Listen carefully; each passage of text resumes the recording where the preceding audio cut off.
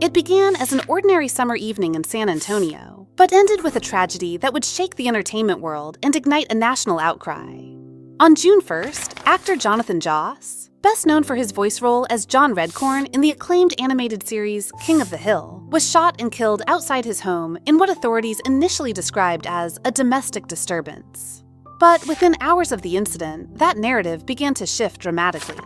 Joss's husband, who discovered the scene and called emergency services, told police that the attack was not random and not domestic. In an emotional public statement delivered just 24 hours later, he described it as a targeted act of hate, fueled by homophobia and racial bias.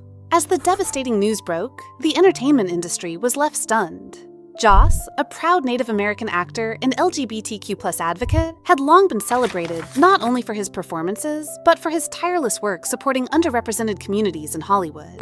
Tributes flooded social media from former co-stars, collaborators, and activists, many of whom echoed the same heartbreak and disbelief. Jonathan had not just been a performer, he had been a voice for visibility, truth, and dignity in an industry that often failed to offer any of the three. Born in San Antonio and deeply rooted in his heritage, Joss had always used his platform to call attention to cultural authenticity, especially in casting Native voices in Native roles. His work in King of the Hill gave him national recognition, but his passion for justice extended far beyond the screen.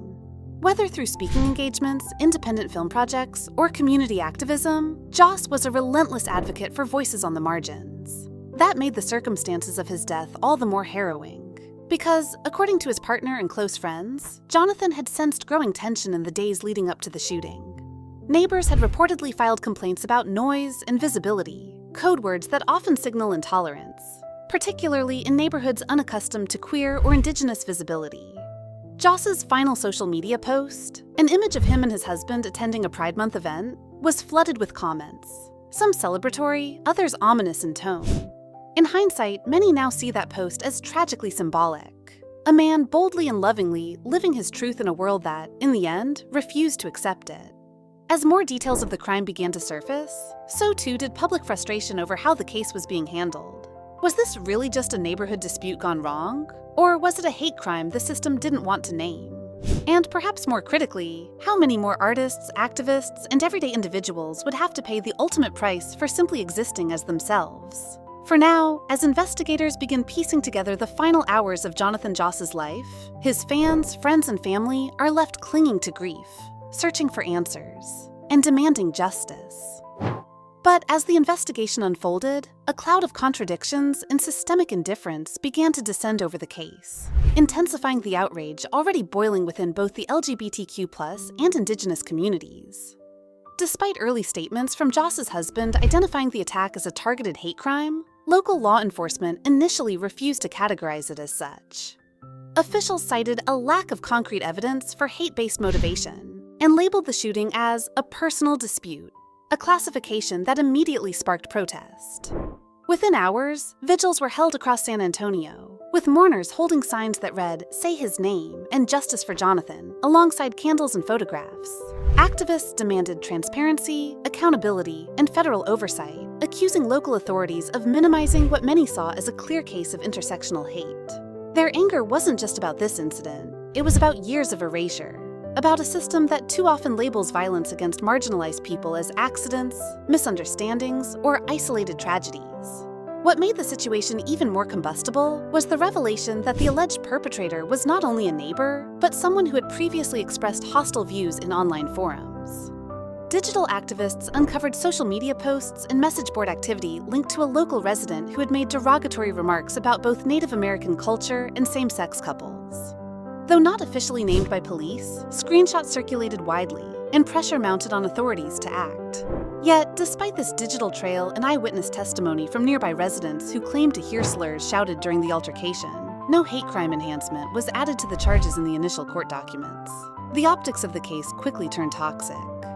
Civil rights lawyers and national LGBTQ+ organizations joined the fray, filing letters with the Department of Justice and calling for federal intervention. The Human Rights Campaign issued a public statement declaring the killing a devastating act of hate-fueled violence and demanded that it be treated as such under federal law. For many in Hollywood and the arts, the lack of swift justice echoed painful memories. friends and collaborators of Joss took to the airwaves, recalling the barriers he broke and the prejudice he endured, both subtle and overt, throughout his career.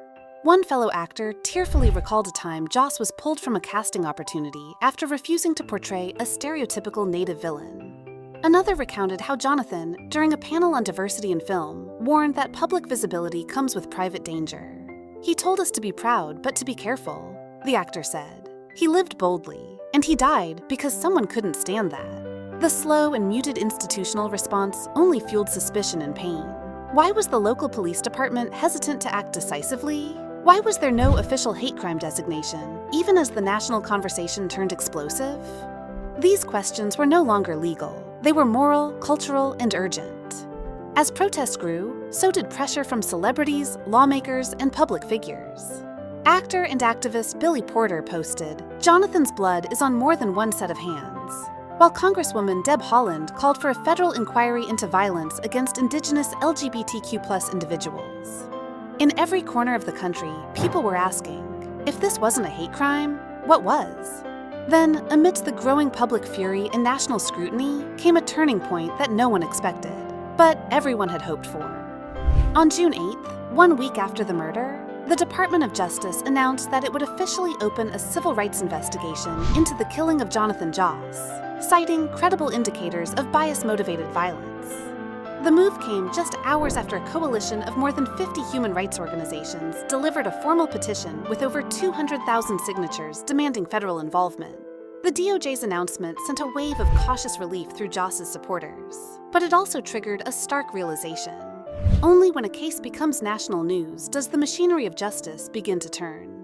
In a press briefing, a DOJ spokesperson confirmed that investigators would review both physical evidence and the alleged suspect's digital footprint, including incendiary posts referencing cultural impurity and aberrant lifestyles. Language that advocates argued clearly revealed intent. This was the moment many had been waiting for.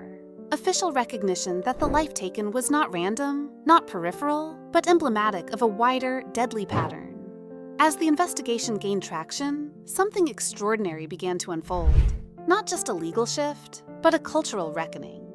Across social media platforms, a viral campaign titled "We Are All Jonathan" began gaining momentum.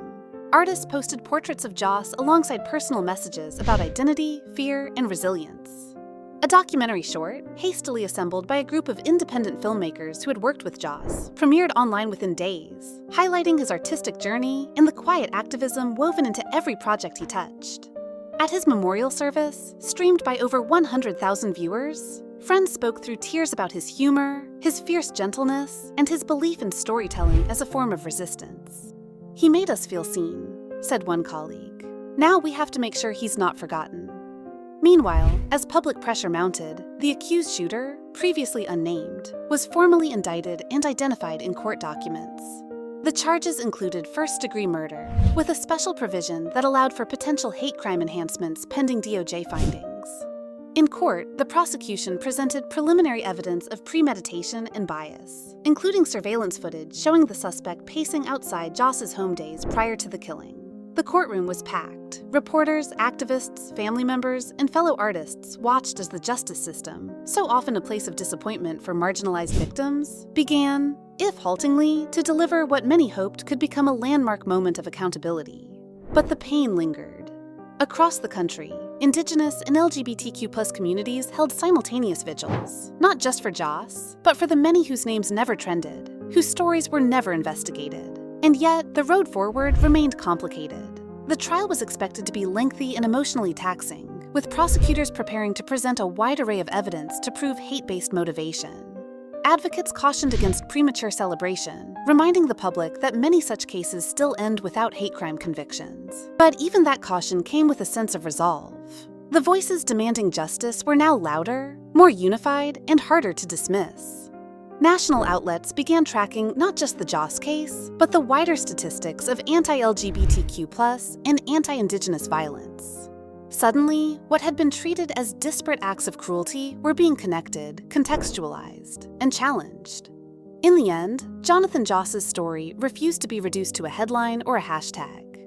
It became a mirror held to a society still struggling with acceptance, and a call to action for those willing to fight for equity through art, memory, and law. His voice, once animated on screen, now echoed in classrooms, courtrooms, and hearts across the country. And as the candles faded and the chants quieted, one truth remained unshaken. Jonathan Joss did not die in silence. He was heard, and he will be remembered.